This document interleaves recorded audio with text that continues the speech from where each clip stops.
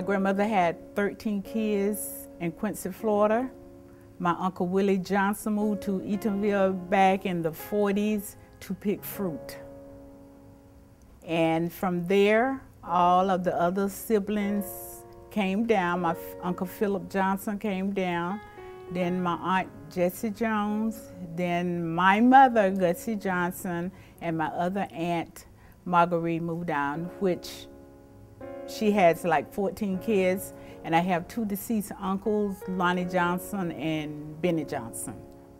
As for my uncle, I think that he came down to better the family, to move his siblings most closely to him. And from there, all of us just migrated here to Eatonville.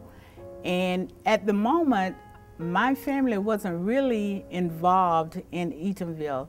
I feel as though I came involved in Eatonville in the 1970s.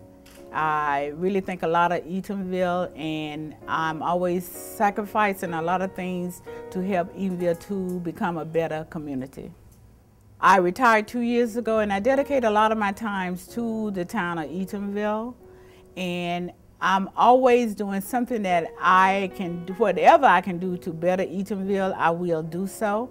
My son, Rodney Daniels, has been on the council seat. This is his second term for the council seat of Eatonville. And we're trying hard for my great grandkids and grandkids to see a future in Eatonville. So when they finish their education, they don't mind coming back to Eatonville and say, hey, I would like to play a big part of this town.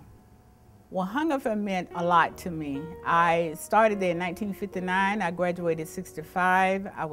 Started playing basketball in 9th grade up to my senior year.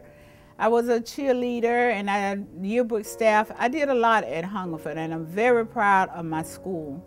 I can visualize Mr. and Mrs. Otey, Geraldine Otey. I can visualize those two, which they made is successful for us to have an education at Hungerford. I can remember graduating in 1965. My mother could not afford to send me to college.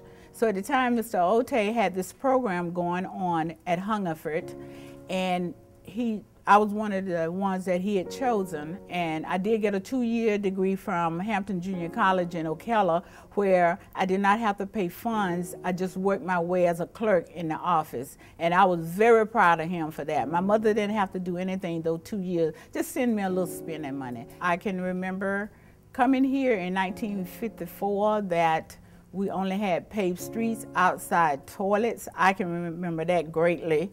And you walk to school, and whatever happened at school, you get in trouble at school. You might get punished at school, but you're going to be punished again when you get home. But for the Eatonville, I'm very proud of my family that made a way and kept me here in the town, and now I could see some progress within the town of Eatonville.